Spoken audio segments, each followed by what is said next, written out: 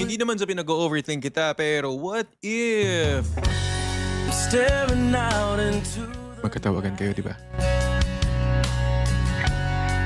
Magkausap kayo online, di ba? the pain. What if hindi niya lang sinasabi sa'yo na kausap niya yung naka-talking stage niya dati ulit? What if tinitesting niya ulit dun? What if dalawa kayong kausap niya ngayon? You feel Tapos hindi niya lang sinasabi sa'yo, pain. baka mas nagugustuhan niya na ulit yun. I'm going home back to the place where I've Paano mo naman malalaman ang ganda-ganda ng trato sa'yo? always been enough. Paano mo naman malalaman lagi kang kausap sa call, di ba? Pero call lang yun. I'm not running from Pwedeng chat, no think pwedeng message. you're wrong.